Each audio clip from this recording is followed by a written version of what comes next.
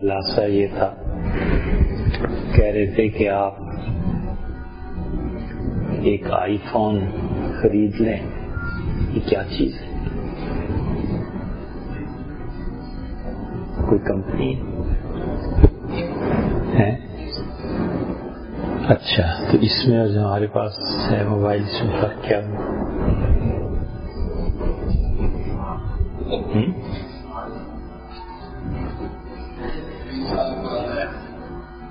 یہ اسمارٹ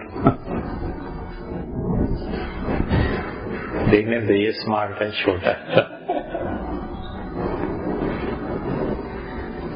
ایک یہ کر لیں اور ایک اس پہ آ جائیں، فیس بک۔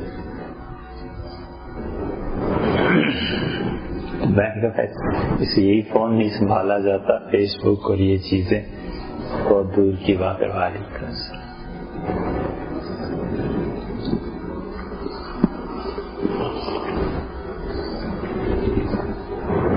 پتہ نہیں ہے یہ امریکہ میں رات 2 بج رہے تھے، وہاں ساری رات جاگتے رہتے ہیں اور پھر صبح سوتے ہیں۔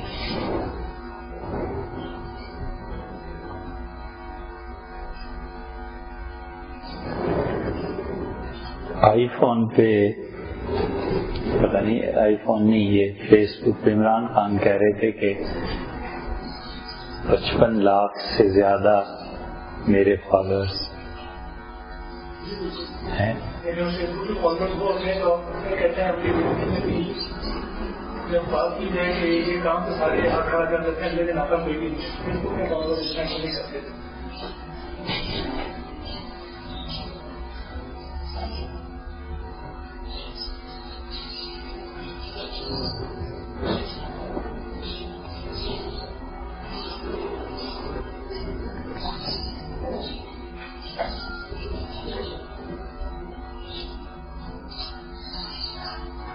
پھر ہوتا کیا فیس بک؟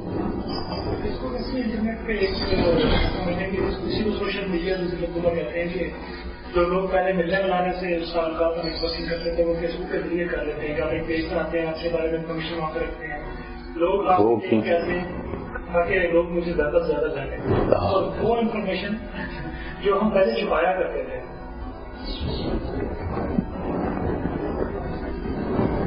بڑا بےہودہ مشورہ ہے۔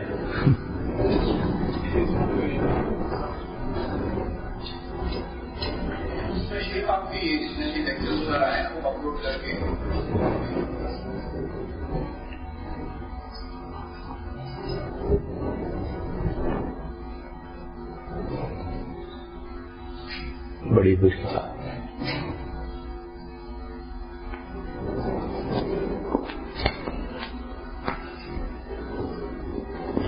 یہ تمنا پیدا ہونا اور یہ سمجھنا کہ میں جو باتیں کہتا ہوں اس سے لوگ مستفید ہوں، ایک ہے علم کا درجہ،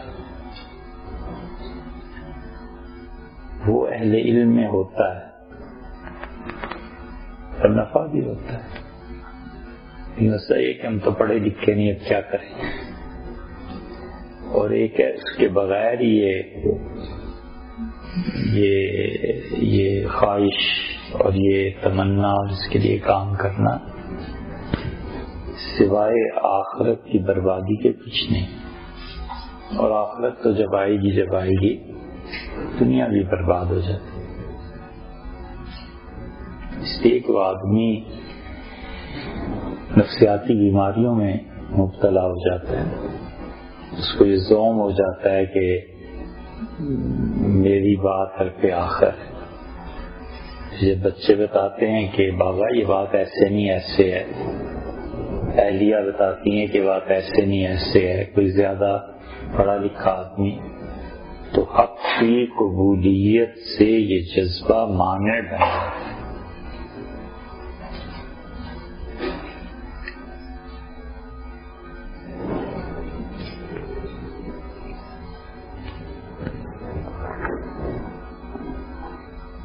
اس کائنات کا سب سے بڑا گناہ ہے کیا؟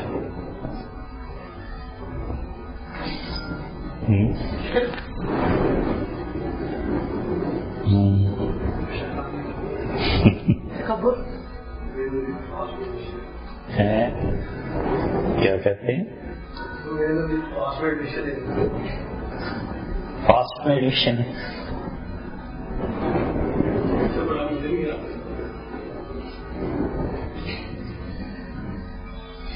سب سے بڑا گناہ اس کائنات کا نا وہ اپنا وجود ہے.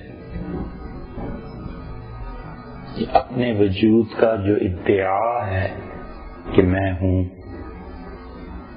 غالباً اس سے بڑا گناہ کو. شرک بھی تو یہی ہے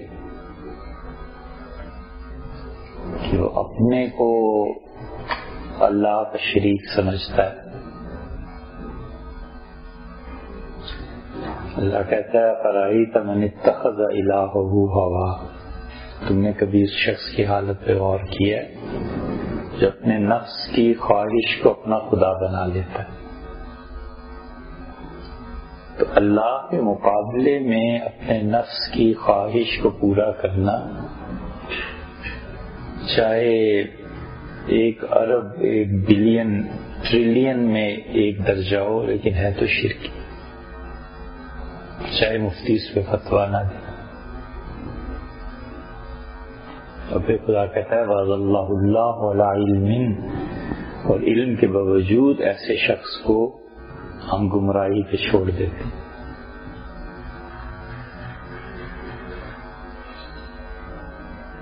اپنے وجود کا ادعا اور اپنا وجود کہ میں اور میرا نفس،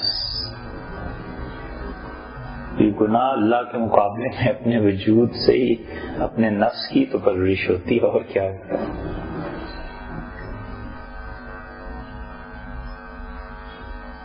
نہیں سوچے آدمی کہ اللہ کہتا ہے کہ یہ قربانی دو، نفس کہتا ہے نہیں یہ قربانی نہیں دی جا سکتی. تو خواہش نفس کو خدا کے حکم کے مقابلے میں لانا، یہ تو شرک جیسی چیز ہے. اگرچہ اللہ نے کرم فرمایا ہے کہ اس نے ایسی چیز سے درگزر کیا اور ایمان قبول کر لیتا ہے، لیکن آدمی دیکھے تو اپنے وجود سے بڑا گناہ کیا ہے.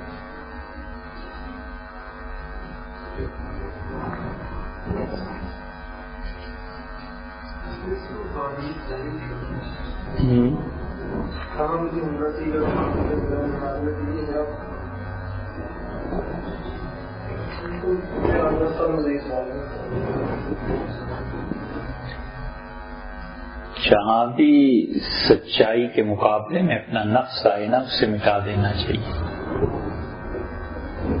چھوٹی سی بات، سچائی کبھی کبھی بڑے ناگوار روپ میں سامنے آتی، مان جانا چاہیے کہ سچی بات یہ. وہ جو قصے یہ جتنے صحابہ کرام رضی اللہ عنہ کے آتے ہیں کہ کسی نے کسی بات پہ ٹوک دیا تو مان گئے، تو نفس اگر نہ مٹا ہوا ہوتا تو مانتے کیسے؟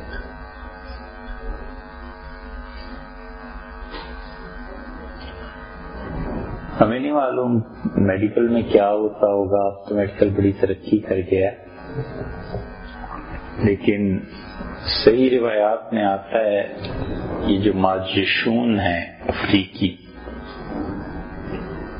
امام مالک رحمت اللہ علیہ ان کی وجہ سے کہتے تھے ماجشون کے ہمارے ہاں بچہ جو تھا وہ پیدا ہوا اور اس کی عمر 4 سال تھی.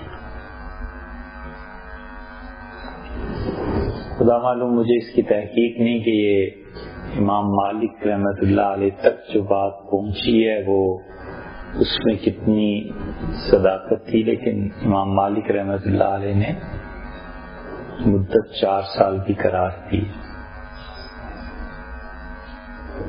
سیدنا عمر رضی اللہ عنہ کے پاس ایک مقدمہ آیا، تو مقدمہ یہ تھا کہ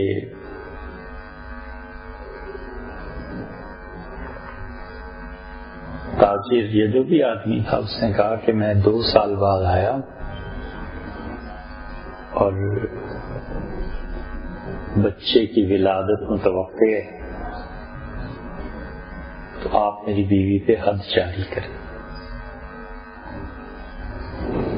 سیدنا عمر رضی اللہ عنہ اس پہ سوچتے رہے، پھر انہوں نے ایسی بات کہی جس سے اندازہ ہوتا تھا کہ وہ حد جاری کرنا چاہتے ہیں۔ پھر انہوں نے بلایا، لوگوں کو پوچھا، تو اس نے معاذ رضی اللہ عنہ سے کہا کہ امیر المومنین، آپ کو زیادہ سے زیادہ اس عورت پہ حد جاری کرنے کا اختیار ہے نا، اس بچے پہ تو آپ کو اختیار نہیں۔ تو عمر رضی اللہ عنہ نے یہ کہا کہ لولا معاذ لہلک عمر، اگر معاذ کا مشورہ نہ ہوتا تو عمر برباد ہو جاتا۔ ایسا جملہ عاجزی سے فرمایا ہوگا، تواضع سے، یہ ہوتا ہے بسا اوقات ہر پہلو پہ نظر نہیں دی جاتی، انسان ہے نا، بشر۔ یہ جملہ ایک سیدنا علی رضی اللہ عنہ کے متعلق کا، ایک حضرت معاذ رضی اللہ عنہ کے متعلق۔ تو ایک دن وہ آدمی بڑی خوشی سے اپنے بچے کو لے کے آیا، اس کا حضرت دیکھیں اس کے تو دانت بھی نکل آئے، اسی کا بالکل مجھ جیسا ہے۔ اس پہ عمر رضی اللہ عنہ بڑے خوش ہوئے کہ غلطی سے حد جاری نہیں ہوئی۔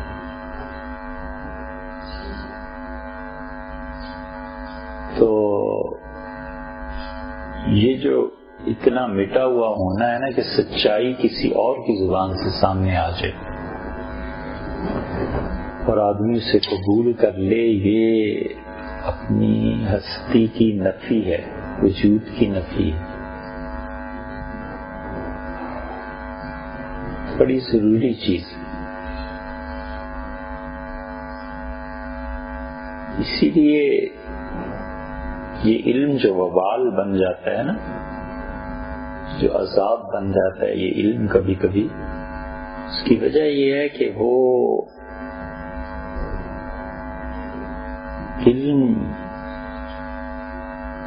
اچھے معنی میں تو شعور کو بیدار کرتا ہے، اور برے معنی میں بیک وقت اس کے ساتھ جو اس دودھ کے ساتھ گوبر آتا ہے نا، بیک وقت وہ عذاب یہ ہے کہ وہ اپنے وجود کا دعویٰ کرواتا ہے کہ میں ہوں،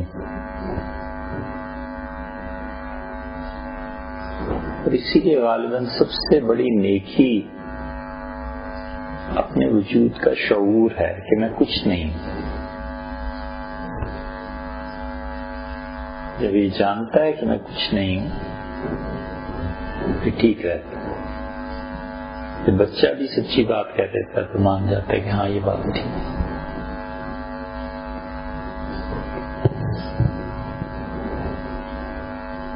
طلاق کے بہت سے مقدمات لوگ پوچھتے رہتے ہیں، بعض اوقات اس کی تفصیل میں جانے کی ضرورت پیش آتی۔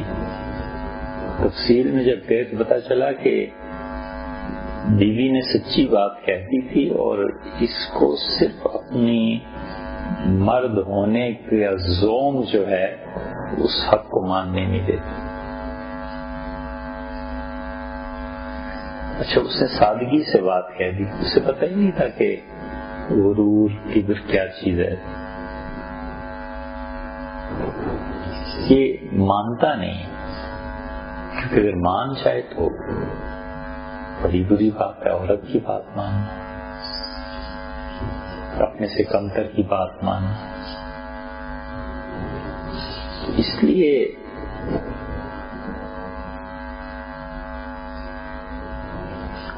نفسیاتی بیماریاں جو ہیں وہ اسی سے پیدا ہوتی ہیں کہ آدمی اپنے متعلق اس خوش فہمی میں رہے کہ دنیا کی تمام سچائیاں مجھ پہ کھلی ہیں، اور اس کا ایک نقصان یہ ہوتا ہے کہ وہ مزید سیکھنے کا جو پروسیس ہے بند ہو جاتا ہے، دوسرے کی بات کو، دوسرے کی گفتگو کو، دوسرے کے عمل کو صحیح اینگل سے دیکھ نہیں پاتا۔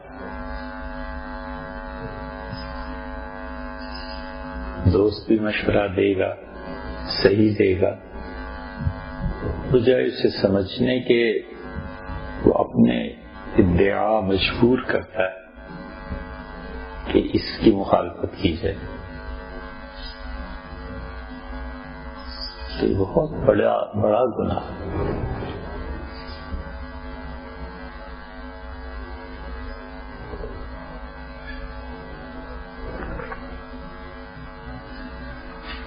اور نتیجہ اس کا یہ نکلتا ہے، آپ کبھی غور کریں، یہ بڑی اچھی عادت ہے، آدمی اس دنیا کے اتار چڑھاؤ پہ غور کرتا رہے، سبق سیکھے،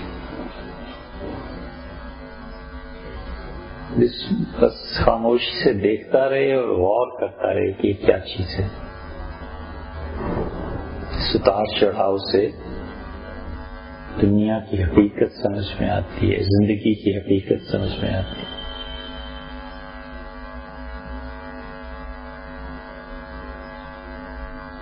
فرعون نے کہا کہ الیس لی ملک مصر، کیا مصر میری حکومت نہیں ہے؟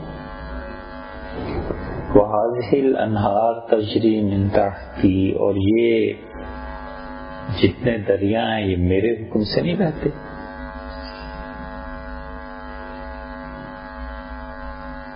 اللہ تعالی نے اسی میں ڈبو دیا اور کوئی سزا نہیں دی۔ تو جب آدمی دعویٰ کرتا ہے تو وہ دعویٰ اللہ کے یہاں مقبول نہ ہو، قبول نہ ہو، تو جو دعویٰ ہوتا ہے نا یہ گلے پڑ جاتا ہے۔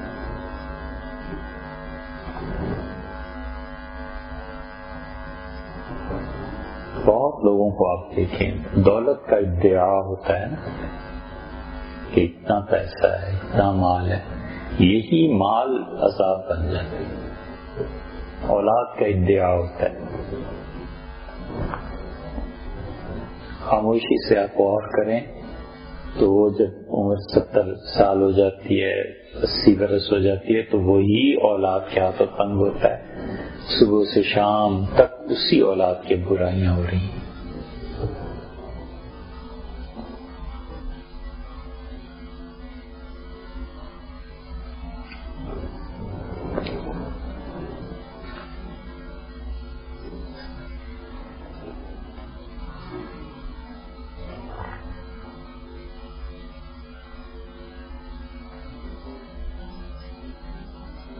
اس لیے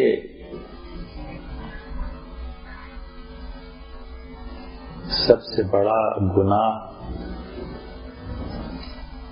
وہ اپنے وجود کا ہے کہ میں ہوں۔ لا الہ الا اللہ کی جو تلقین کرتے ہیں کہ یہ پڑھو، تو اصلاح کی تلوار سے سب چیزوں کو ختم کرنا ہے اور اللہ کا اثبات کرنا ہے، تو اس میں اپنا نفس بھی تو شامل ہے کہ وہ نہیں ہے۔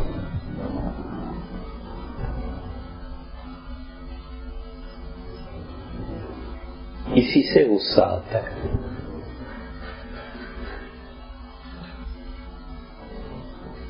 تو دیکھو کتنی اچھی بات ہو، انہوں نے پروفیسر صاحب نے کیا کہا غصے کے بارے میں، شاید صاحب بتا رہے تھے،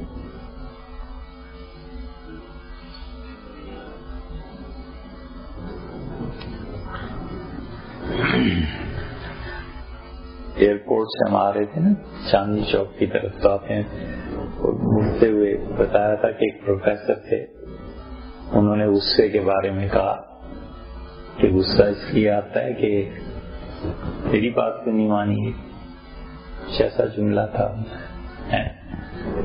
آپ نے بتایا، تو بھی تو اپنے نفس کا ادعا ہے۔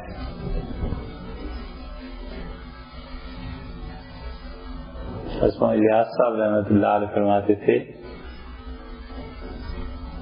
کہ ایک عام آدمی کو سمجھایا، زبان بھی وہی استعمال کی جو ایک عام آدمی کو سمجھ میں، فرمایا ہر وقت جوتا ہاتھ میں رکھا کرو، اور نفس ذرا سر اٹھائے تو اس کے سر پہ مارو جوتا، کہ ابھی تک مرا نہیں تو پھر سر اٹھائے پھر مارتے بھی نہیں کھلا۔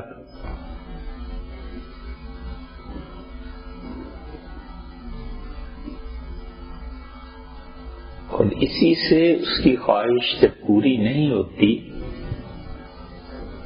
تو ڈپریشن میں چلا جاتا ہے کہ جو میں چاہتا تھا وہ کیوں نہیں ہوا۔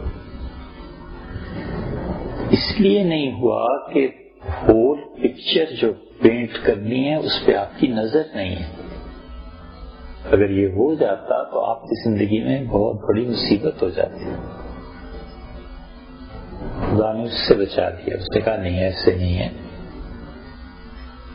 ایسے ہے، اور آپ کو پتہ چل جائے گا۔ جیسے ایک ٹیچر کہتا ہے کہ بیٹے آپ چھٹی کے بعد آئیں، میں آپ کو سمجھا دوں، 2 گھنٹے 3 گھنٹے 4 گھنٹے بعد چھٹی ہوتی ہے، پیریڈز ختم ہوئے۔ بس ایسے ہی مثال ہے کہ ہماری زندگی ہے کتنی اللہ کے ہیں، یعنی زمانے کو آپ دیکھیں تو خود ٹائم ہے کتنا۔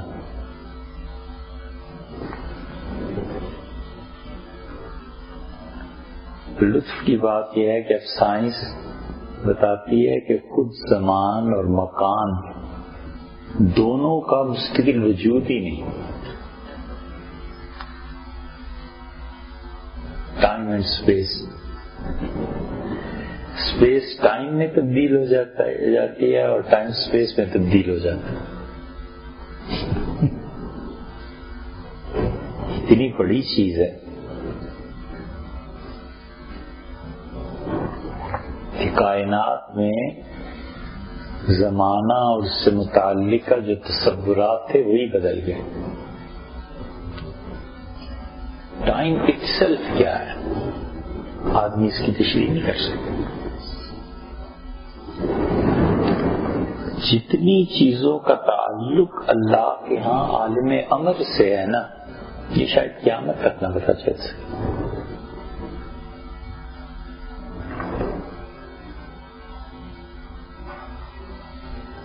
قرآن ایک آیت میں کبھی کبھی ایسی بات کہتا ہے کہ پوری کائنات کو سمیٹ دیتے، اس ماحول میں آدمی جائے، اس زمانے میں جائے، اس بستی میں جائے، اس غار میں جائے، اپنے آپ کو اس جگہ لے جائے، کمیونیکیشن کچھ نہیں، عربوں کی یہ ساری سلطنت ایران کے تحت آتی، شاہ ایران تھا نا، ان کی تحت آتی، ایرانیوں کی، اور پتہ ہی نہیں کہ کیا ہو رہا ہے۔ زیادہ سے زیادہ یہ رپورٹ ہے کہ قبائل کی جنگ ہوئی، آپس ہوتی رہتی، ایک آدمی نے نبوت کا دعویٰ ہو گیا، بس چلو، یعنی 200 میل ادھر بھی نہیں پتا کہ کیا ہے وہاں ہو کیا رہا۔ مصر والوں کو نہیں پتا ہوتا ہے، یمن والوں کو بہت بعد میں پتا چلا، وہ بھی عیسائی مذہبی لوگوں پر جب زد پڑی ہے تو پھر پتا چلا کہ اچھا وہاں یہ ہو رہا ہے۔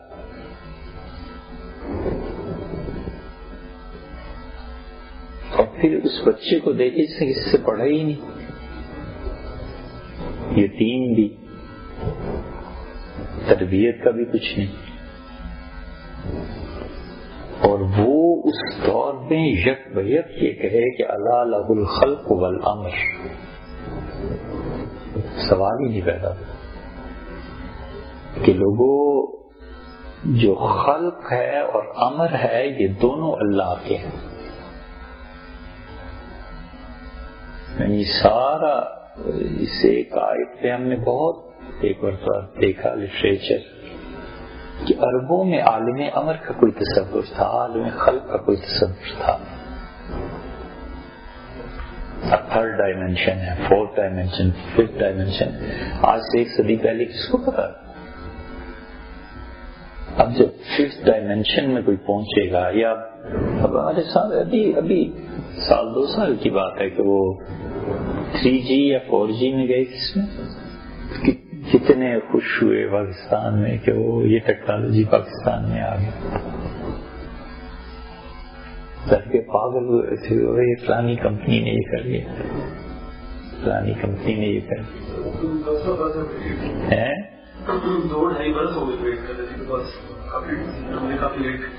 بہت ہم چاند پہ نہیں پہنچ پائے، باقی بہت لیٹ ہو گئے. ایک کثرت تھی جو رہ گئی. تو اسی طرح آدمی اس زمانے پہ غور کرے نا کہ خلق اور امر کا تصور کیا تھا. کافی شک ایک الا لہ الخلق والامر، خلق اور امر دونوں جہان اللہ کے.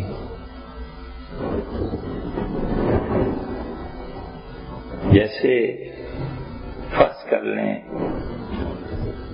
ہمارے ہاں یہ مالی بابا ہے،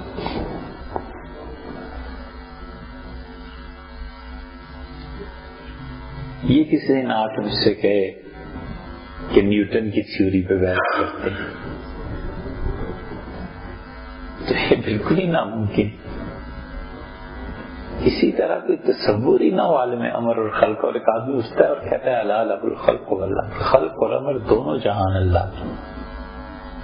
اب عالم خلق ہر وہ چیز ہے جو میٹیریل ہے، نظر آتی ہے، بندہ اس میں اللہ کے دیے ہوئے اختیار سے تصرف کرتا ہے.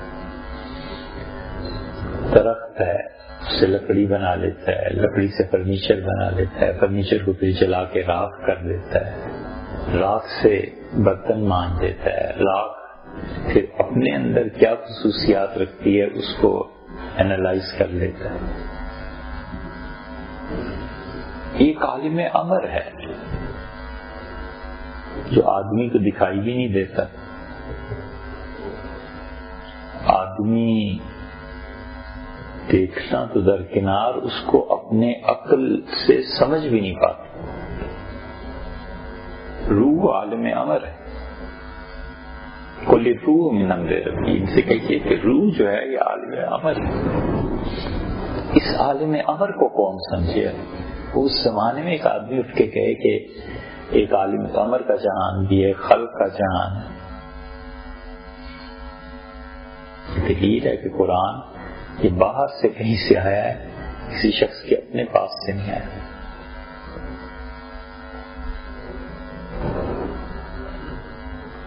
ٹائم بھی عالم امر. یہ تو اب ناسا نے ایک رپورٹ جاری کی، ان کو پڑھنا چاہیے، بچوں کو پڑھنا چاہیے. اس سے ایمان بڑا مضبوط ہوتا ہے اللہ کے ہونے کی وجہ. سنوریم آیاتنا فی الآفاق وفی انفسہم، اور ہم قریب لوگوں کو دکھائیں گے اپنے ہونے کے دلائل. فی الآفاق اس کائنات میں، وفی انفسہم حتیٰ کہ لوگوں کی اپنی جان میں، اپنے نفس میں. حتیٰ یتبین، یہاں تک کہ لوگوں کو بالکل واضح ہو جائے گا کہ اللہ تعالی ہے، اس نے جو کچھ کہا سب سچ.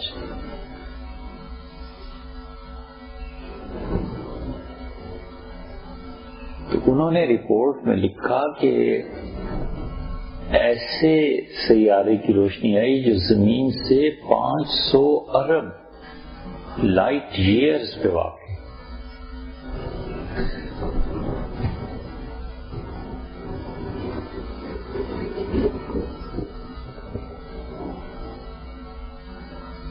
اور یہ اس وقت کا حال ہے جب کہتے ہیں کہ کائنات کل 4-5% کھلی ہے، 6% کھلی. ابھی جو 95-96% باقی ہے، کبھی وہ کھلے تو کیا.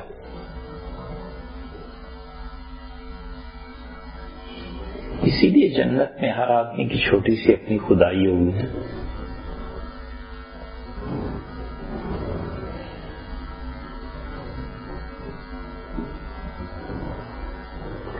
تو یہ ٹائم عالم امر ہے، نہیں سمجھ سکتا پوری طرح.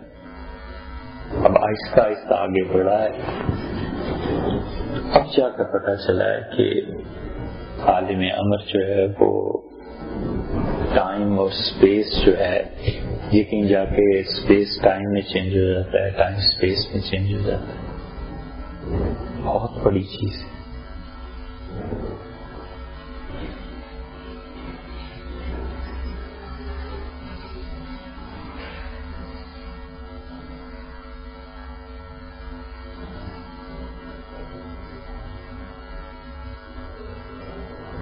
لیکن ان ساری مباحث کے باوجود آدمی کے بنیادی مسائل وہی رہے. غربت اور امارت، غصہ، خوشی، غم، دکھ. ہم اپنے آپ کو اس احساس سے نکال نہیں پائے اور نکل بھی نہیں سکتے. کوئی شخص جب ان چیزوں کا غلام بننے کی بجائے ان کا آقا بن جائے پھر صحیح سمجھ آتی ہے.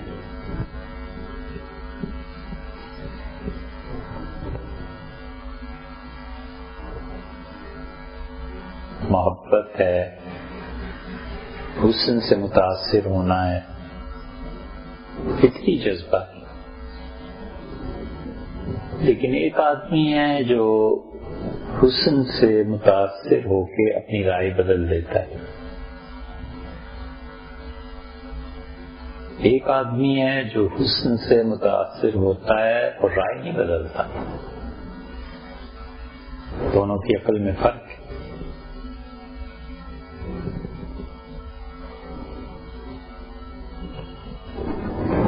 حسن سے متاثر ہوا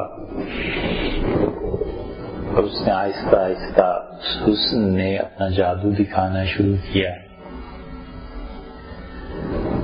اور اس نے اپنا مال و دولت لٹا دیا.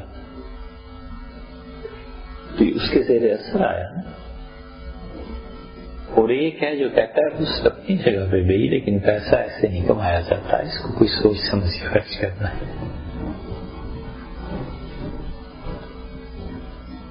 یہ آدمی صحیح ہے.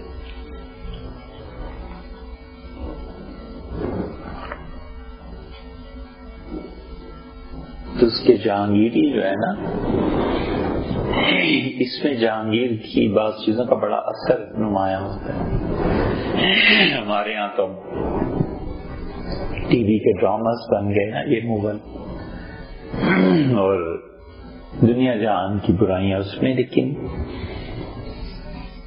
آپ ان لوگوں کو جب پڑھتے ہیں تو پتہ چلتا ہے کہ آس پاس جگہ بڑی گہری عقل اور سمجھ چاہیے تھی جو فیصلے ایسے ہی نہیں بادشاہت ملے. اکبر بادشاہ جیسا آدمی جس کے متعلق کہتے ہیں کہ لکھا پڑھا نہیں تھا، اس کی ایک جگہ دستخط میں نے دیکھے. انڈیا آفس لائبریری، اب برٹش لائبریری ہو گئی.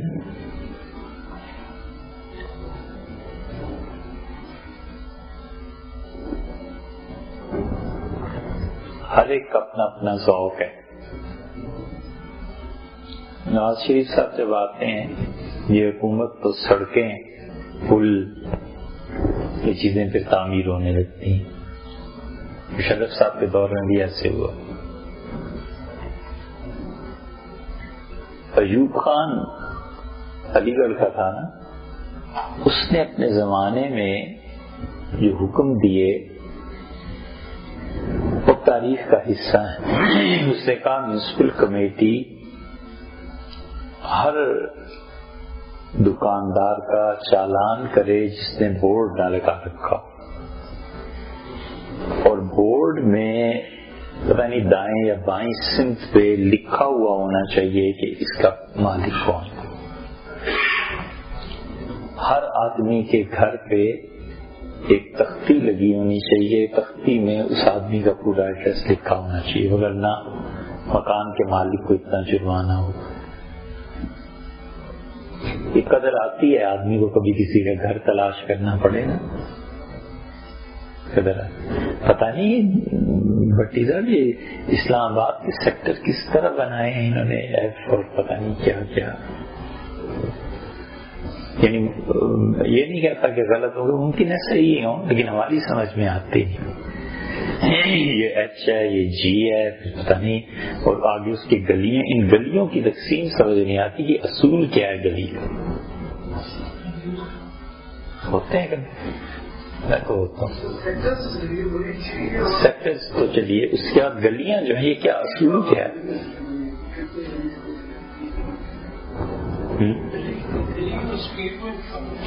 اچھا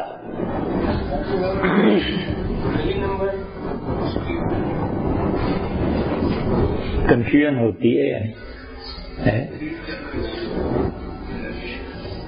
یعنی ہوتی ہے یا نہیں؟ ہمیں تو ہوتی ہے. بڑا اچھا سر مارا کہ اس کا کوئی اصول دریافت کریں، کہیں کھوج لگائیں، کوئی کھدائی کریں، کوئی سی ڈی اے نے کتاب چھاپی. ویسے بھی یہ کام کرنے کا اور بھی میں بہت سے لوگوں سے کہتا ہوں یار یہ کرو، اب آسان ہے، جتنا جتنا وقت گزرتا جا رہا ہے یہ اور آسان بنے گا. اسلام آباد جب بنا نا، جتنے اس کے گاؤں تھے جنہیں لیا گیا اس کی تاریخ کوئی لکھتے، سب گاؤں ختم ہو گئے. ایسے ہی ہے. اب اگر کوئی آدمی تلاش کرنا چاہے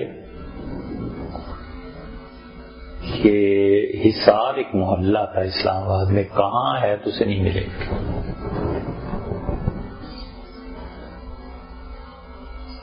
پتہ ہی نہیں ہے کہ کہاں، خدا میں نہیں معلوم. لیکن بدھسٹ جو تھے جب یہاں آئے وہ تھا. اور یہ اسلام آباد جو ہے یہ بدھ مت کی خانقاہیں تھیں یہاں، کیونکہ انہوں نے بڑا رواج پایا. یہ بریمام سے اوپر کیا جگہ ہے، لودندی ہے، کیا نام ہے اس جگہ کا؟ تو گئی نہیں، راشد کیا ہے، لودندی. آپ بھی گئے ہیں؟ ہاں چلے والے. وہاں پر جو بت ہیں اور جو چیزیں بنی ہوئی ہیں یہ اس زمانے کی یادگار ہے. پیدل چلنا پڑتا ہے نا بہت سا، روڈ کبھی بن گئی تو جائیں.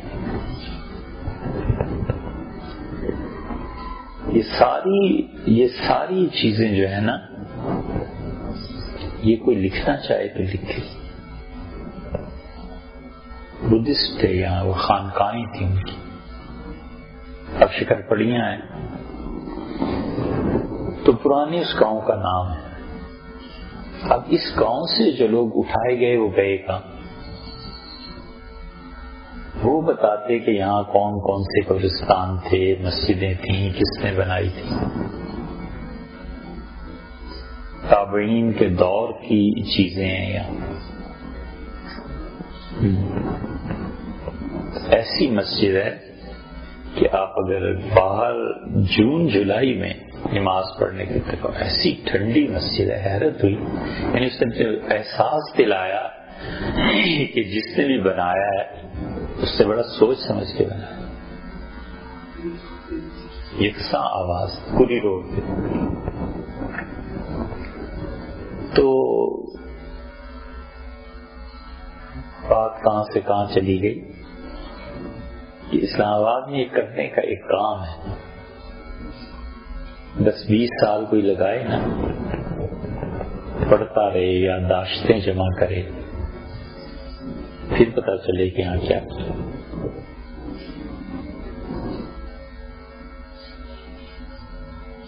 سلسلہ نقشبندیہ کے ایک بہت بڑے بزرگ تھے، یہ فارن آفس جہاں بنا اس کے ساتھ گلی اس میں ان کی قبر تھی، پتہ نہیں ہے یا نہیں۔ ایسی آہستہ آہستہ چیزیں مٹ جاتی ہیں، کہتا جو کوئی۔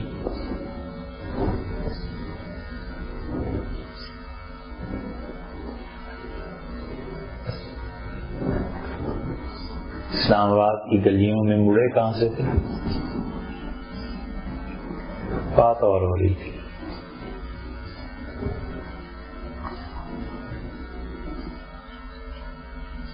اکبر بادشاہ جہانگیر، یہ بات ہو رہی تھی۔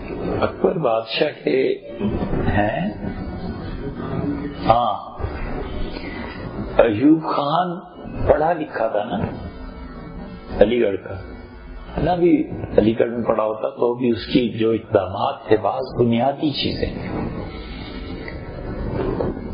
وہ اس زمانے میں بس چلتی تھی تو لکھا ہوا ہوتا تھا کہ ٹائم ٹیبل کے بس کتنے بجے آئی گی، تو ہر بادشاہ کا اپنا ایک ٹرینڈ ہوتا ہے، ہر جو مملکت کا حکمران ہوتا ہے اس کے اپنے رجحانات ہوتے ہیں۔ صوبہ سرحد میں اب ہر جگہ کرکٹ گراؤنڈز بن رہے ہیں، اس لیے کہ صاحب بہادر نے کہا کہ کرکٹ کو عام ہونا چاہیے، آج شام بھی ہوگا کچھ۔ تو کہنے کا مقصد یہ ہے کہ اب پڑھے لکھے لوگ نہیں ہیں، پڑھے لکھے لوگوں تو وہ یہ کہیں کہ یار ہر شہر میں لائبریری بناؤ، پڑھنے کا بندوبست کرو، تعلیم کا بندوبست کرو۔ ایک کتاب انگلش کا ایک انسائکلوپیڈیا چاہیے ہمیں، اور جب مارکیٹ میں مختلف ادیان کو اس نے جمع کر دیا، یہودیت کو، عیسائیت کو، اسلام کو، معلوم ہوا کہ 1.5 لاکھ اس کی قیمت ہے، نہیں وہ ہے ہمارے اور تو 1.5 لاکھ تو ہے اولڈ بک شاپ میں، صحیح بک بینک کے ساتھ ایک دکان ہے وہاں، لیکن آدمی سوچے کہ یہ چیز اگر انگلینڈ میں پیش آئے تو کوئی مسئلہ نہیں، اب تو ہے انٹرنیٹ بھی آ گیا، تو جہانگیر جو تھا نا اس کی تز کے بابری، تز کے جہانگیری، فارسی میں آدمی پڑھے تو پتہ چلتا ہے کیا۔ تز کے بابری جو تھی وہ اصل میں ترکی زبان میں تھی۔ اکبر بادشاہ چونکہ دادا اس کے تھے بابر، تو اس نے ابو الفضل سے کہا کہ اس کا ترجمہ فارسی میں کرو، اس نے فارسی میں ترجمہ کیا۔ بڑی بڑی اچھی چیزیں اس میں ملتی ہیں۔ تو اس کے جہانگیری سر سید نے ایڈٹ کی، یہ بھی ایک جن تھا پورا، ایک زندگی میں اس سے کام کتنے کیے، یہ بھی ایڈٹ کی، خطوط بھی لکھے، کتابیں بھی لکھی، اتنا بڑا ادارہ بھی قائم کیا، نوکری بھی سرکاری کی، کرتے کیا کیا رہے، بہت چیزیں، یہ ان کی شخصیت کی اچھائی کے پہلو۔ تو اس کی جہانگیری جو سے ایڈٹ کی ہے علی گڑھ سے چھپی، ہمارے یہاں بھی موجود، اس میں آتا ہے کہ مشہور قصہ ہے، آپ نے سنا ہی ہوگا، خلاصہ شبلی نے اس پہ پوری نظم لکھ دی. شبلی سے نظم میں لے آئے کہ مسلمانوں کا انصاف کیسا ہے. ملکہ نور جہان نے تیر چلایا اور ایک کپڑے دھونے والے کو لگ گیا اور وہ قصہ چلا سارا, اور عدالت نے سزا دے دی اور نور جہان کے لیے حکم ہو گئے. سونا تھال بھرا ہوا اس نے پیش کیا جا کے, تو انہوں نے خون معاف کر دیے. تو جب جہانگیر کے پاس یہ مقدمہ پہنچا تو کہتا ہے میں نے کہا قاضی کے پاس جاؤ, میرا اس سے کوئی تعلق. تو جب قتل کا حکم آ گیا تو نور جہان جو تھی وہ اس نے مجھ سے کہا میں کو. پھر جب انہوں نے سونا قبول کر لیا تو محل میں آیا اور کمرے میں آیا تو پاؤں پکڑ لیے میرے اور کہا تمہیں کچھ ہو جاتا تو میرا کیا بنتا. تو میں نے کہا کہ تم نے جہانگیر اس وقت تو کچھ نہیں کہا جب قاضی ہو رہی. تو اس نے کہا کہ جان من تو دین نہ دادا, میری جان میں نے اپنا دین تو تم پہ نہیں بیچ دیے, دل بیچا دین نہیں بیچا. تو مملکت میں جو انصاف تھا نا, حسن اس انصاف کو متاثر نہیں کر سکا.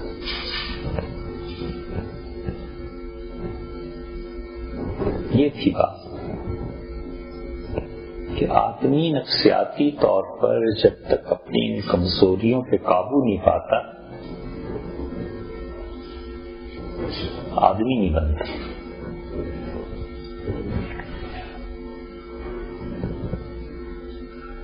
آدمی کی نفسیاتی کمزوری ہے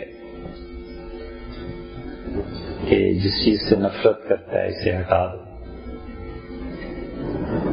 لیکن بعض اوقات وہ سوچے کہ ہے تو مجھے اس سے نفرت لیکن کام بھی اسی سے ہے.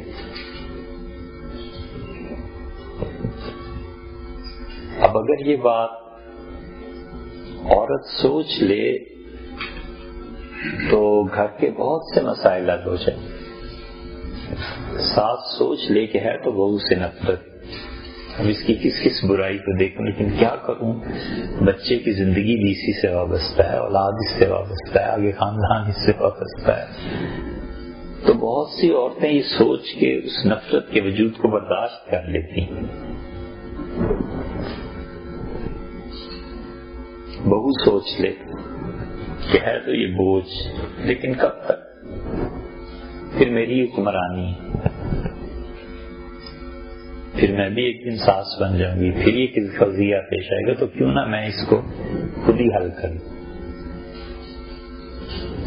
تو ہوتی ہے نفرت, مگر اس نفرت میں بھی انتفاع کا پہلو چھپا ہوتا, ہوتی ہے محبت اور اس میں بھی نقصان کا ہوتا ہے پہلے.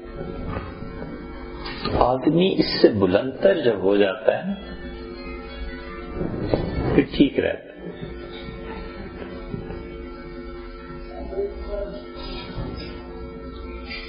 اس لیے بہت سے لوگ جو کسی چیز کو قبول کرتے ہیں, اگر وہ یہ سمجھیں کہ میں نے اس سے صرف اچھائی کو قبول کیا اور برائی اس کی نہیں دیکھنی, تو بری بات ہو نہیں سکتی. اچھائی برائی سمیت ہی ہے.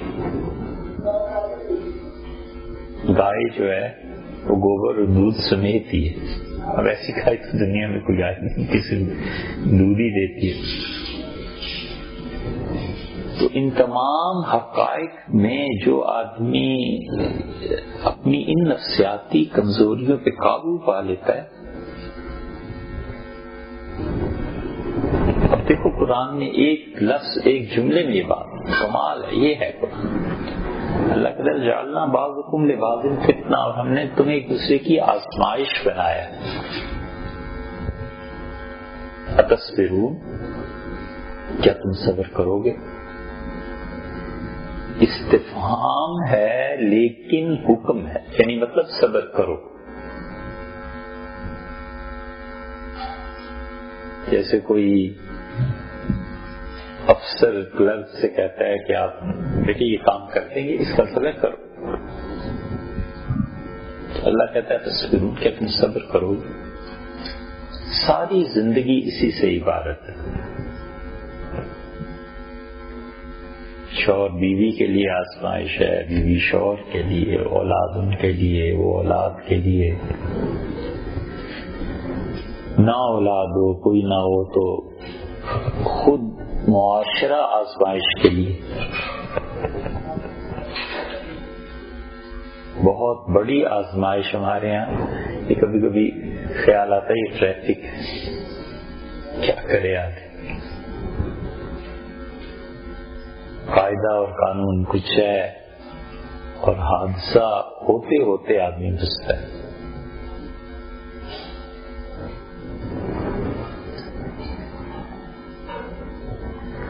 دو دن پہلے ہم رات کو واپس ایک جگہ سے آ رہے تھے تو گاڑی ساتھ چلا تو اسے آہستہ کر دی ایک دم سے. مجھے کیا ہوا، اس نے اشارہ کیا اور ہوا یہ کہ ایک گاڑی تیزی سے رکی اور اس سے 4 افراد اترے. بالکل روڈ کے عین بیچ میں کھڑی کر دی. کوئی پیچھے سے جو آ رہی ہے ٹریفک ہوتی ادھر ٹریفک بھی ساری ایک طرف ہو. تو ایک گھوڑا تھا، اس پہ سیاہ چادر بہت بڑی پڑی ہوئی تھی. چاروں جو اترے تو چمٹ گئے اس چادر سے، چومتے رہے، پھر دعا مانگتے رہے. خیر ہم گزر گئے.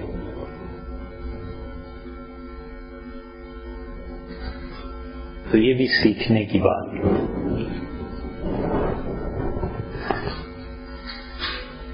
دو آدمیوں کو اب تک ہم نے دیکھا اور دونوں پہ قرآن کی یہ آیت یاد آتی رہی. قرآن کہتا ہے نا زبردست تعبیر کی ہے. ایک ہے آپ بات کو سیدھا سادہ بیان کر دیں، ایک ہے اس میں ادب کی چاشنی آ جائے، تعبیر اس کی. عائشہ رضی اللہ عنہ زبردست تعبیر کرتی. کہنا انہوں نے کچھ ہوتا تھا لیکن تعبیر وہ اس کی ایسی زبردست کرتی ہیں کہ ہمارے لوگوں نے اس پہ توجہ نہیں کی ابھی تک. رضی جو تھے نا انہوں نے جمع کر دیے سیدنا علی رضی اللہ عنہ خطبات اور کچھ اپنے بات سے بڑھا بھی دیے. نہج البلاغہ کوئی آدمی ام المومنین رضی اللہ عنہ کے خطبات جمع کرے، کمال کی عربی ہے، کمال. وہ ہم پلہ ہیں علی رضی اللہ عنہ. پڑھتے رہے تو یہ خیال تھا. پھر ایک جگہ جب یہ نظر سے گزرا کہ حضرت حسان ابن ثابت رضی اللہ عنہ اپنے شاعری نعت کے سیدھے لے کے جاتے تھے کہ آپ اسے دیکھیں اس میں کوئی عربی کی غلطی تو نہیں ہے. پھر تو یقین ہو گیا کہ واقعی یہ بات ایسے.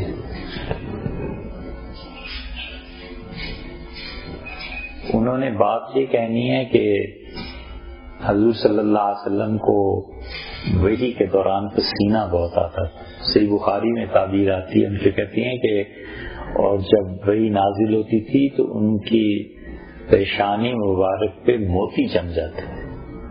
کہنا یہ ہے کہ پسینہ بہت آتا ہے کہ موتی جم جاتے تھے. اس سے تعبیر ہے نا. قرآن بھی ایسے کرتا ہے. بات اس نے کچھ اور کہنی ہے اور اس کو ادب کے پیرائے میں زبان ہے نا. یہودیوں کا یہ کہنا ہے کہ وہ بچڑے کی محبت میں غرق ہو گئے. کیونکہ خود غرق ہونا بھی تو ایک محاورہ ہی ہے. غرق تو پانی میں ہوتا ہے. اللہ تعالیٰ نے اشربوا فی قلوبہم العجل، اور ان کے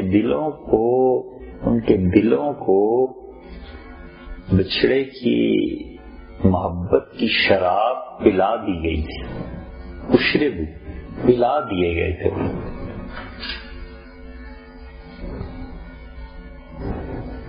شراب جو معاذ اللہ استغفر اللہ جو لوگ پیتے ہوں گے انہیں پتا ہوگا کہ پینا ہوتا کیا ہے. جس میں رچ بس جاتی ہے، اسپنج ڈال دیں آپ کسی رنگ میں تو ایک ایک اس کا پور جو ہے وہ اس رنگ کو قبول کر لیتا ہے. 2 آدمی ایسے دیکھے جن کی محبت ہماری قوم کے اشربو فی قلوب، ایک ذوالفقار علی بھٹو اور ایک عمران. ممکن آپ کا تجزیہ کچھ اور ہو، لیکن بھٹو صاحب کی محبت کو بچپن میں دیکھا، لوگ پاگل دیوانے ہوئے. وہ بھی یہی کرتا تھا، یہ مل تمہاری ہے، یہ بینک آپ کا ہے، یہ عمارت تمہاری ہے. لوگ پاگل ہو گئے، لوگوں نے یہ سمجھا کہ مل ہماری ہی ہے، مزدوروں نے قبضہ کر لیا.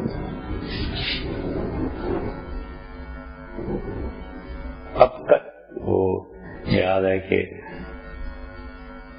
اتارو اس پردے کو، عورتیں مرد سب برابر ہیں، پردہ ہٹا دیے، عورتیں مرد سب بیٹھ کے مکس اپ ہو گئے. یہی چیزیں تھیں. بلوچستان میں وہ گئے تھے، وہ پریس کانفرنس تھی، تو نقش بعض چیزوں پہ جم جاتے ہیں نا دماغ میں. تو اس وقت یہی تھا، بہت تو پاگل ہوتے تھے، ہاتھ ملانے کو ترستے تھے.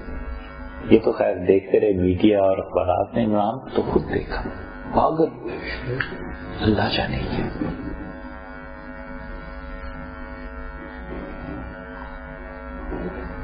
تو جو آدمی ان چیزوں سے بلند ہو کر سوچتا ہے وہ حقیقت میں صحیح آدمی ہوتا ہے. سیاستدان سے بلند ہو کے سوچ نہیں نہ سکتے کیونکہ انہیں ووٹ لینا ہے. وہ سوم ہو جاتا ہے ذہن. اندرا کا بھی یہی حال ہو گیا. اس سے کسی نے انٹرویو دیا تو اس نے کہا کہ کاش اشوکا کی سلطنت ہوتی. اشوکا کی سلطنت اتنی بڑی چیز تھی کہ وہ یہاں ٹیکسلا میں بیٹھ کے آسٹریلیا پہ حکومت کی. جزائر تھے سارے، انڈونیشیا اور سامنے آسٹریلیا. بہت بڑی حکومت تھی اشوکا. لیکن ہندو مت کو تباہ کر دیا برہمنوں کے کبر نے. پھر سے بدھسٹ ہو گئے تھے یہ، تو بدھا کا سارا فلسفہ پھر پھیلا. وہ تو ایک الگ موضوع ہے. اسی کی وجہ سے اسلام آباد میں بھی بدھا کے اثرات آئے اور ساری چیزیں پنڈی میں بھی آئے.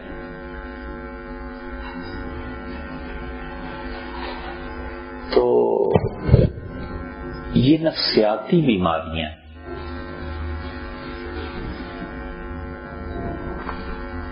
بچے میں بہت سے عیب ہوتے ہیں. وقت کے ساتھ ساتھ اصلاح ہوتی ہے. آدمی پہلے ہی دن یہ تصور کر لے کہ یہ بالکل 100% فرشتہ ہے، یہ نہیں ہوتا.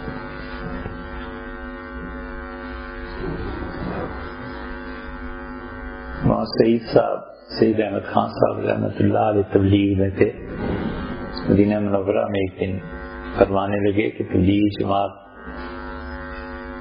ہم لڑکے تھے تو عثمان الیاس صاحب رحمۃ اللہ فرمایا جاؤ. کہیں بھیج دیا. واپس آئے تو ہم شاید یہ فرمایا تھا 3 مولوی تھے، ہم 2 رہ گئے.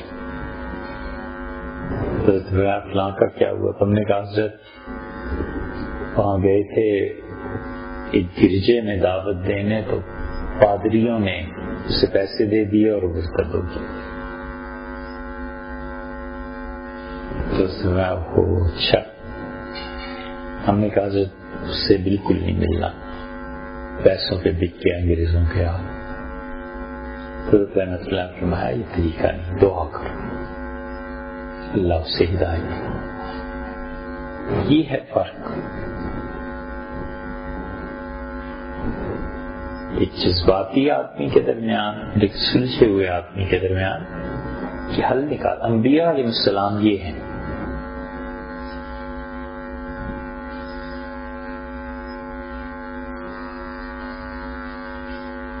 اتنی بڑی بات ہے. حبار بن الاسود رضی اللہ عنہ کا ایمان جو ہے یہ کوئی چھوٹی چیز نہیں.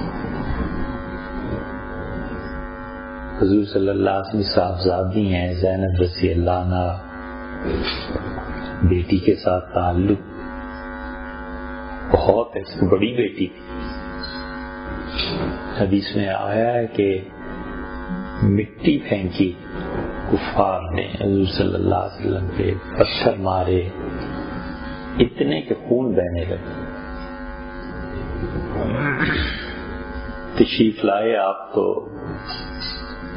حضرت زینب رضی اللہ عنہ آئی، پانی لے والد کے ہاتھ دھلائے، چہرہ دھلایا اور رو پڑی.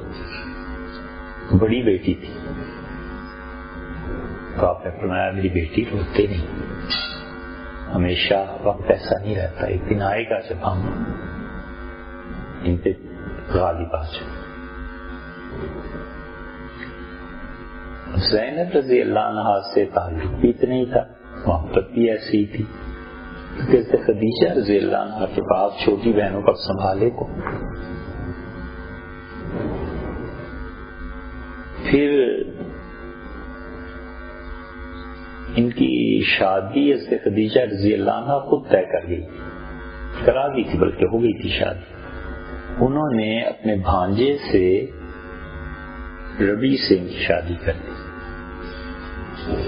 خدیجہ رضی اللہ عنہ مالدار خاتون تھی، بیٹی کو ایک بڑا اچھا ہار بھی دیا، سب چیزیں دی. پھر ہجرت ہو گئی تو خدیجہ رضی اللہ عنہ کا انتقال ہو گیا. اب جو آئے ہیں مکہ سے لڑنے کے لیے تو رسول اللہ صلی اللہ علیہ وسلم دیکھ کے کہا انہیں کہ مکہ نے اپنے جگر کے ٹکڑے تمہارے سامنے ڈال دی ہیں، اور ایک ہاتھ ہتھیلی پہ دوسری رکھے اور میں 30 تو آج بس. آپ کے داماد بھی تھے، حضرت ابوبکر رضی اللہ عنہ کے بیٹے عبد الرحمن بھی تھے، حضرت عمر رضی اللہ عنہ کے ماموں بھی تھے، عبد الرحمن ابن عوف رضی اللہ، اور ایک بڑے چنے ہوئے لوگ آئے کیونکہ قومی وقار کا مسئلہ بن گیا تھا. مسئلہ اصل میں کچھ بھی نہیں تھا، وہ جال لے ڈوبا سب کو.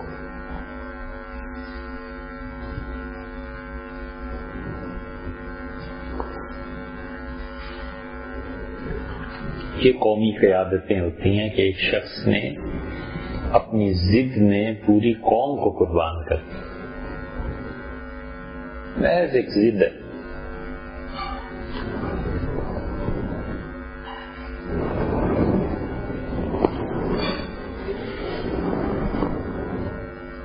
بہت سے لوگوں کی ضد جو ہے نا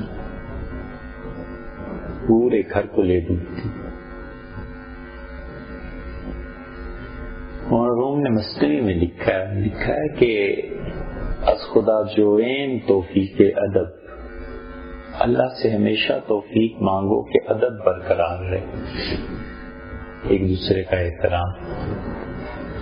بے ادب محروم گشت از فضل رب، کیونکہ بے ادب آدمی اللہ کی رحمت سے محروم ہو جاتا ہے. پھر کہتے ہیں یہ بے ادب خود ہی محروم نہیں ہوتا، یہ اپنے سارے متعلقین جتنے لوگ ہیں سب کو ہی محروم کر دیتا ہے.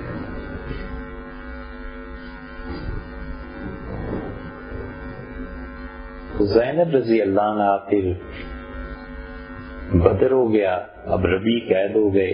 حضور صلی اللہ علیہ وسلم سگے چچا حضرت عباس آئے. صرف ان کے متعلق آپ نے فرمایا کہ عباس خود نہیں آئے، وہ اپنے لوگوں کی رواداری میں آ گئے مربت میں. تو اگر تم میں سے کسی کی زد میں آ جائیں تلوار کی تو انہیں نہ کچھ کہنا.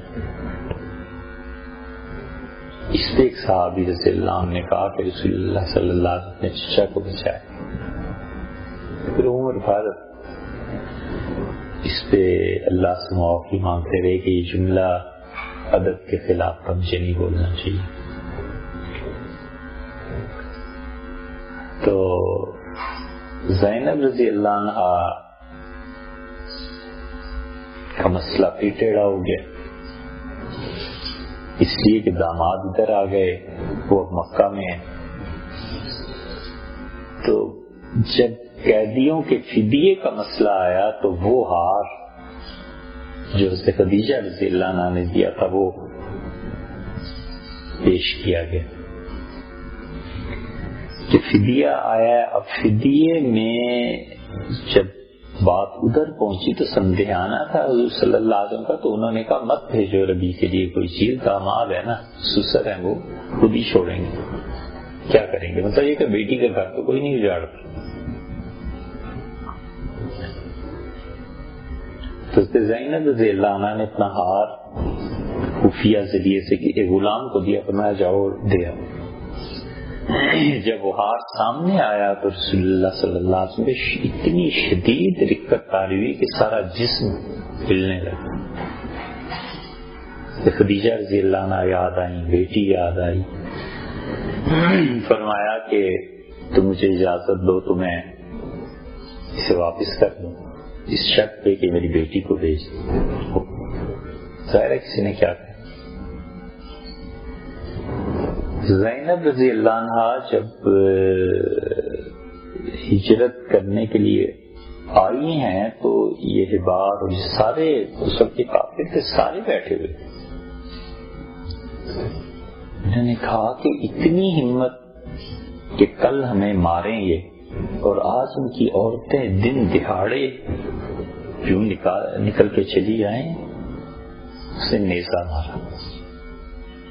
زینب رضی اللہ عنہ گر گئی. یہ تھی امید سے, وہ پھر مسئلہ بن گیا, عورتیں انہیں لے گئیں. وہ جو زخم ہونے لگا اور خون جو اس سے جاری ہوا تو پھر وہ آخر تک رہا ہے, پھر وہ ٹھیک نہیں, صحت نہیں ٹھیک ہو سکی. تو جب یہ خبر پہنچی تو آپ نے کہا کہ بات جہاں بھی مل جائے نا اسے زندہ چلانا, کیونکہ حدود نازل نہیں ہوئی تھی. حضور صلی اللہ علیہ وسلم کے یہ جو فیصلے ہیں نا یہ حدود کے نزول سے پہلے کے ہیں. حد جب نازل ہو گئی تو بس پھر ختم ہو گئی. اس لیے جو لوگ ایسی چیزوں کو خاص طور پر مستشرقین کہتے ہیں نا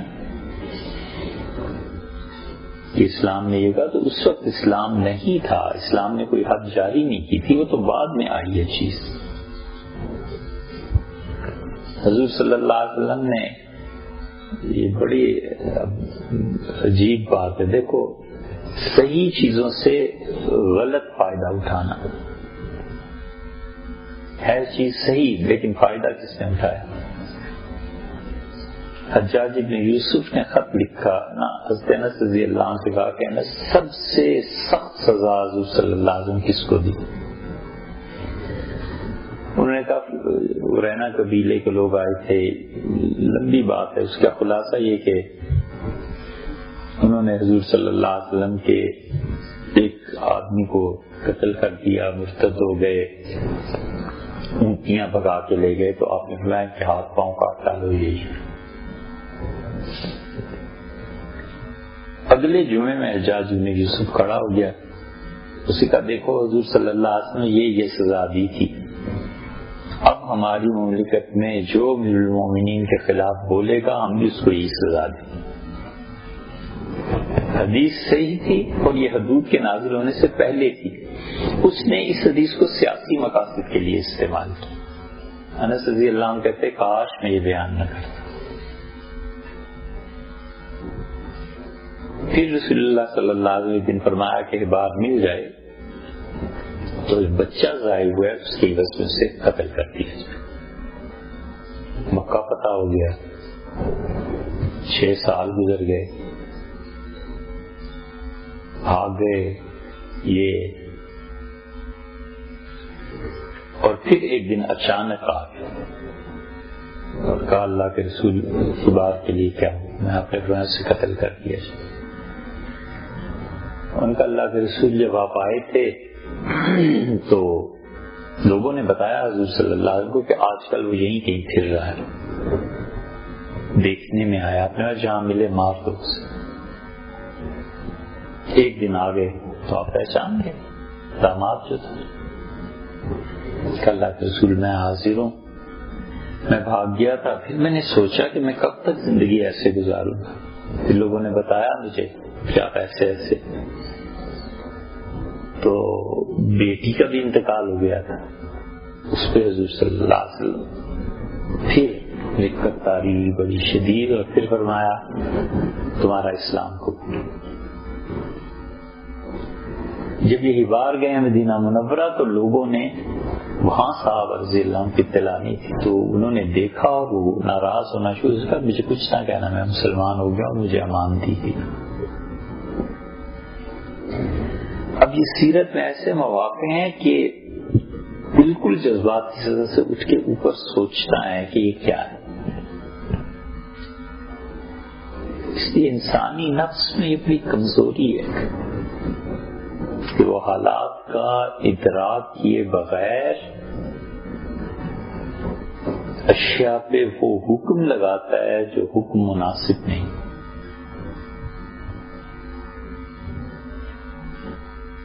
کتنے ہی لوگ دیکھے بچوں کو گھر سے نکال دیا، چلے جاؤ، نکل گئے، آخر پہ ہوا کیا؟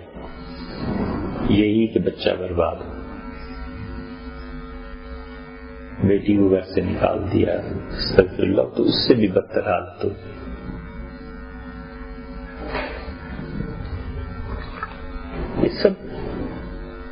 یہ سب چیزیں ایسی ہیں جو آدمی مزاج نہیں رکھتا نا، آپ اور درگزر کا، اس میں کچھ بھی نہ ہوتا معافی کے جذبے میں نا، بس قرآن کی ایک آیت کافی تھی۔ آپ عام زندگی میں دیکھیں، یعنی آدمی اپنے وعدے کا پابند ہو، سنجیدہ ہو، با اختیار ہو سے، تو کہتا ہے یار یہ ہو جائے گا، یہ میرے ذمہ کا، کیسے اطمینان ہو جاتا ہے کہ یہ کام ہو جائے۔ کالج میں، یونیورسٹی میں پرووائڈ کرتا، یہ میں یہ کلاس لے لوں گا جی آپ چاہیں، کیسی راحت ہو جاتی ہے کہ چلو میری جگہ۔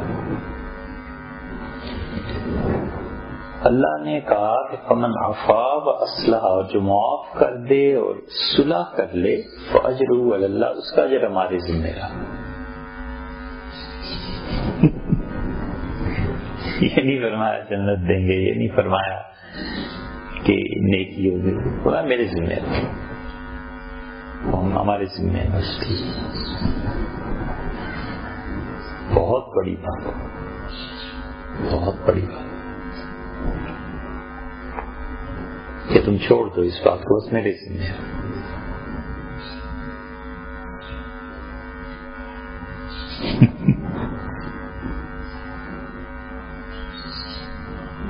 قرآن کا یہ اسلوب جو ہے، یہ طریقہ جو ہے کہ جو ہے کفا باللہ شہید، اور بس اللہ کافی ہے گواہی۔ وہ کہتا ہے کہ جس نے معاف کر دیا اور صلح کی روش اختیار کر دی، فاجرہ علی اللہ، اس کا اجر ہمارے ذمہ ہے۔ اب وہ کیا دے گا اس کے اجر میں، آدمی اسے قیاس سے ثابت نہیں کر سکتا۔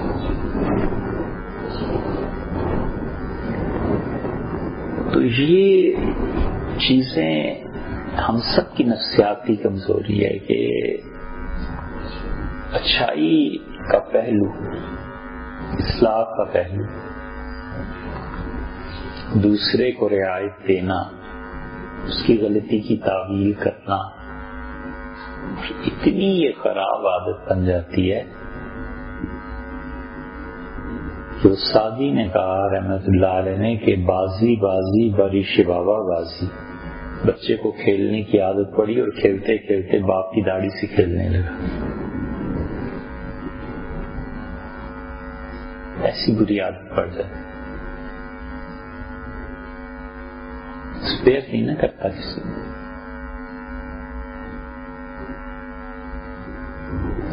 اور اس میں بچوں کی خرابی نہیں ہے. یہ جو جس جگہ پہ جو تعلیم حاصل کرتا ہے نا، یہ خرابی وہاں سے. کیونکہ بچے جیسے ان کا گلا ایک عمر ہوتی ہے، پختہ نہیں ہوتا، تو قاری جو قرات کا تلفظ سکھا دے بچے کا گلا اس کو قبول کر لیتا ہے. پھر عمر بڑھ جاتی ہے تو پھر قرات نہیں کر سکتا، پھر تلفظ درست نہیں ہوتا. ہڈیاں ہیں. اب ایک عمر ہوتی ہے کہ آدمی اگر اپنے ہاتھ کو اٹھائے اور کمر پر لگانا چاہے تو لگا لیتا ہے، پھر ہڈیاں جب پکی ہو جاتی ہیں پھر نہیں لگا سکتے.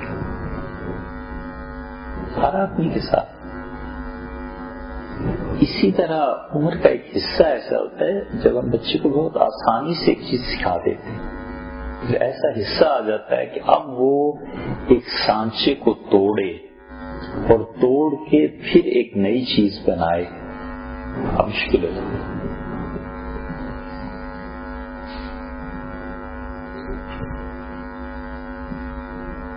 اس لیے یہ جو وہابیت نے تباہی پھیلائی نا، ہر جگہ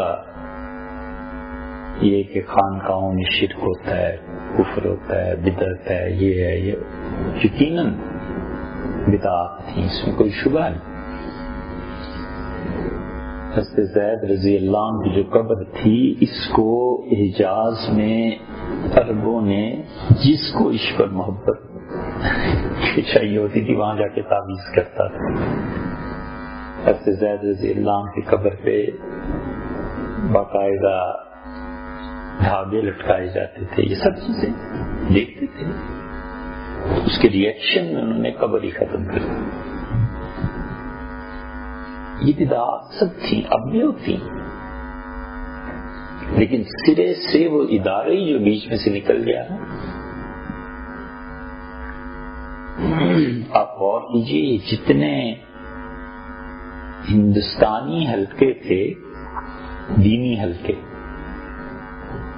ان میں بیٹھ کہیں جانا، کسی کی صحبت میں ذکر اذکار، یہ سب چیزیں تھیں. یہ ہمارے یہاں مزاج نہیں رہا. پنجاب میں کسی زمانے میں تھا، اور خانقاہیں تھیں، لوگ جاتے تھے، لیکن اب ہمارے ہاں دینی حلقوں میں یہ نہیں رہا. ہمارے دینی حلقوں میں یہ اب مزاج ختم ہو گئی.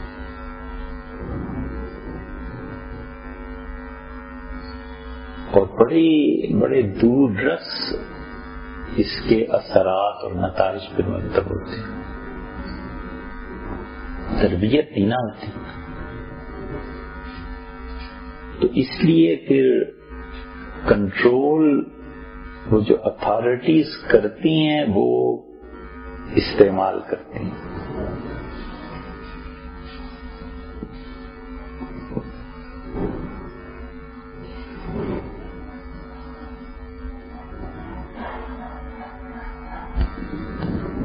تو ہمارے ہاں جو یہ وہابیت نے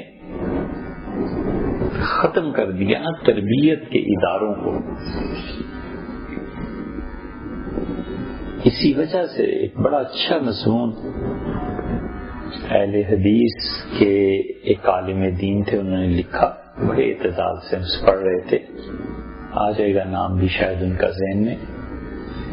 انہوں نے کہا ہمیں ضرورت ہے اب بھی ایسے اداروں کی کہ جہاں پر تربیت ہو. ہم نے جو اپنی نسلوں کو یہ سکھا دیا ہے نا کہ کتاب و سنت تو اس کی وجہ سے ادب اور احترام ختم ہو گیا.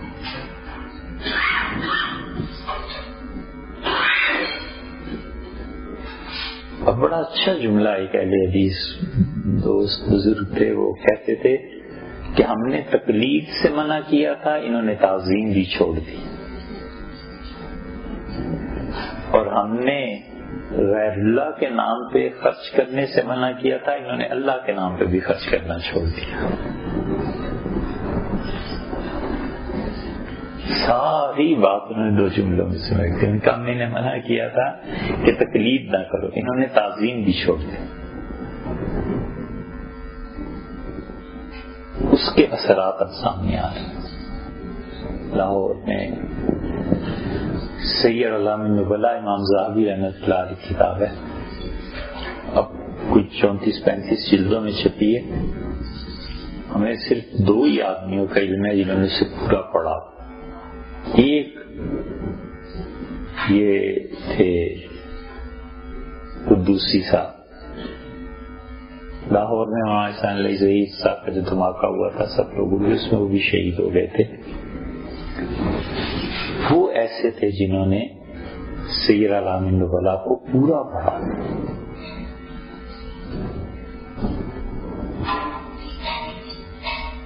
اتنی بڑی بات نہیں ہے اسے پورا پڑھ لینا، لیکن وہ جگنو جو اندھیرے میں ہو وہ روشنی بڑی بات ہوتی ہے.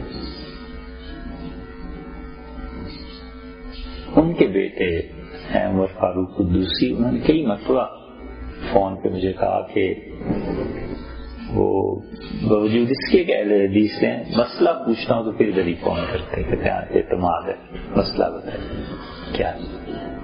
کئی مرتبہ کہا کہ ہمارے ہاں یہ جو چیز ہے نا رہی نہیں، کہیں جائیں اور کوئی سمجھائے. یہی ہوتا تھا ان کا، اور کیا ہوتا.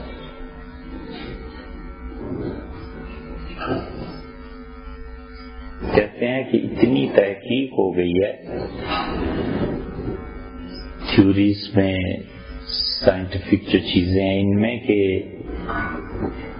کاغذوں پہ اگر لکھا جائے تو زمین سے ایک تہ چاند تک پہنچے، اور پھر چاند سے زمین اور زمین سے چاند، تو 50 مرتبہ اتنے کاغذ اب درکار. اگر یہ کمپیوٹر اور یہ چیزیں نہ ہوں دنیا میں درخت ہی ختم ہو جائے. اتنا کچھ لکھا گیا ہے.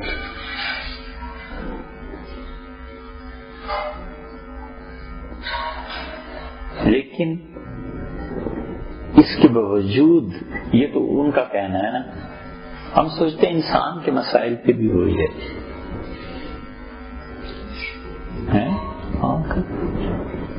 ہمارے مسائل پھر بھی وہی ہے، محبتیں، نفرتیں، غصہ، اپنی نفسیاتی کمزوریاں، ان پہ قابو پانا. تبدیلی البتہ یہ آئی ہے کہ اب ہمارا ماحول سائنٹیفک ہو گیا. پہلے انسان کو کی تربیت کے لیے یہ ذرائع نہیں تھے، میڈیا نہیں تھا نا. اب جو انقلاب فرض کر لیجیے 1990 میں آ سکتا تھا وہ اب نہیں آ سکتا، کیونکہ میڈیا بڑا محدود تھا. اب تو حالات ہی بدل کے، بلکہ بہت بہت تبدیلیاں آ گئی ہیں. ہر کوئی جانتا ہے اس کی کیا تشریح ہے. بنیادی طور پہ انسان کی جو نفسیاتی کمزوریوں اور اچھائیوں کے پہلو میں اب بھی ہمارے مسائل ہیں. غربت اور امارت وہی چیز.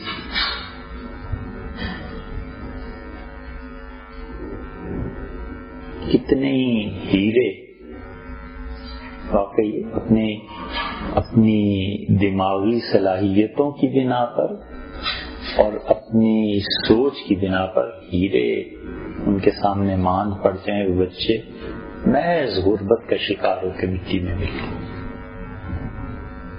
اس بچے کی کوئی کمی نہیں، صرف اتنی کمی ہے کہ پیسہ نہیں، غربت تھی نا. اور کتنے ہی بالکل، یہ تو خیر سب سے پہلے درجے کے نالائق قوموں کی قیادت پہ آ گئے محض اس لیے کہ پیسہ، اس کے علاوہ کوئی خوبی نہیں.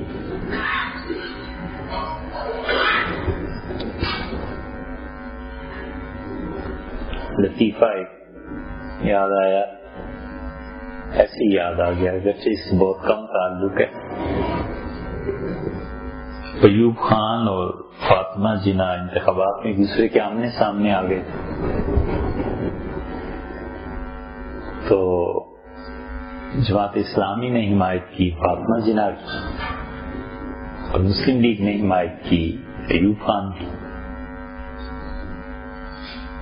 تو مودودی صاحب سے کسی نے پوچھا ہے، ہاں اس وقت کی جو مسلم لیگ کا ایک دھڑا تھا ایوب خان کی حمایت میں تھا. مسلم لیگ میں تو کئی دھڑے بنتے رہے نا وقت تک، تو بچے ان کے مسلسل جاری ہے یہ عمل. ایوب خان ایک دھڑا تھا اس کی نے حمایت کی. مسلم لیگ حقیقی جو کہتے ہیں فاطمہ جناح کے ساتھ تھی، اور ایک دھڑا ادھر تھی کنونشن مسلم لیگ، انہوں نے حمایت کی. تو مودودی صاحب سے کسی نے کہا کہ مولانا مختصر سا بتائیے کہ فاطمہ جناح میں اور ایوب خان میں کیا فرق کیا ہے، کیوں ایک کی حمایت کریں. تو انہوں نے کہا ایوب خان صاحب میں کوئی خوبی نہیں سوائے اس کے کہ وہ ایک مرد ہے، اور فاطمہ جناح میں کوئی برائی نہیں سوائے اس کے کہ وہ ایک عورت ہے. کتنے بچے ایسے ہیں جن میں کوئی کمی نہیں سوائے اس کے کہ وہ غریب، تو کتنی قوم کے لیڈر ایسے جن میں کوئی خوبی نہیں سوائے اس کے کہ مالدار.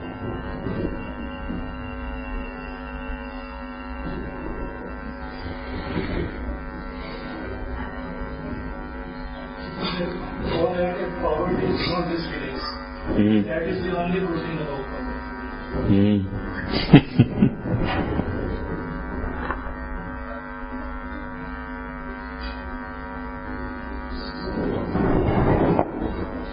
کوئی ہے نہیں جو ان ہیروں کو کیچڑ سے نکالے اور مارکیٹ میں لے آئے.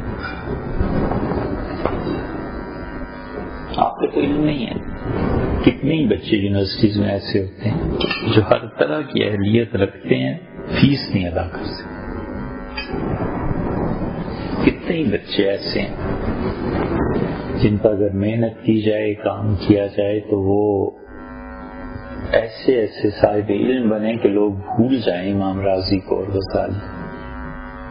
کیا ہے غربت. ہمارے مسائل پھر بھی وہی ہے.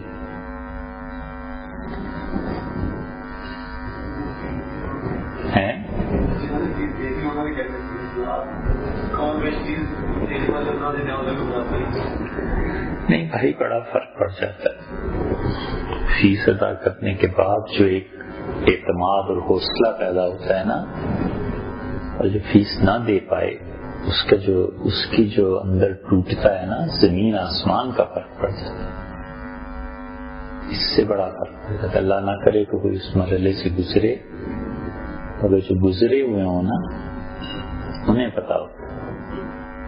یہ موقع ہوتا ہے کہ اللہ کی طرف سے اگر مدد ہو اور وہ شخصیت ابھرے اور ٹکر لے لے، بغاوت کر دے تو کوئی بات نہیں، میں ہوں نا، میرے بعد بھی تو دنیا نے قائم رہنا ہے، اوروں نے آنا ہے، اس نظام کو تبدیل کرنا.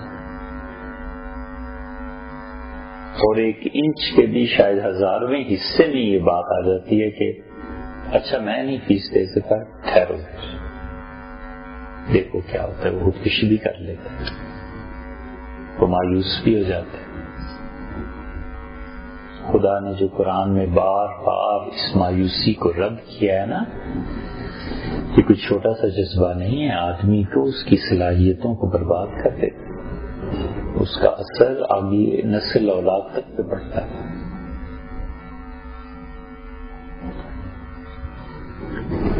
اس لیے یہ جو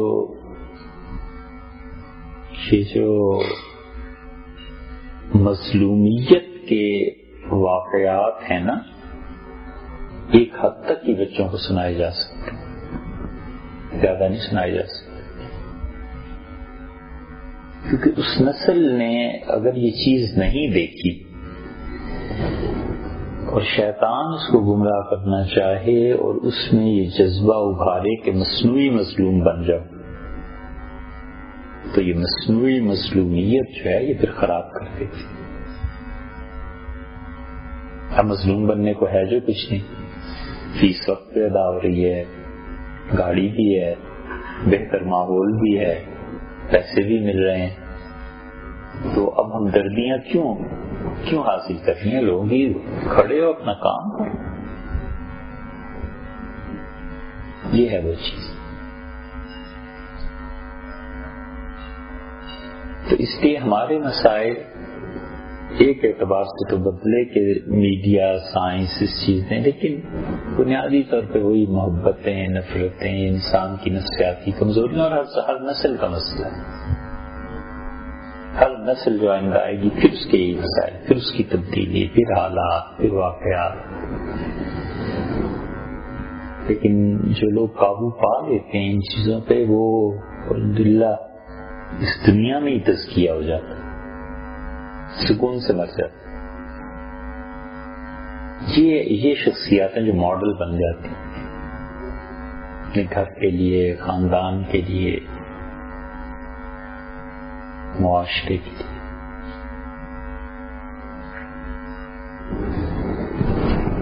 کھانا کھا لیں۔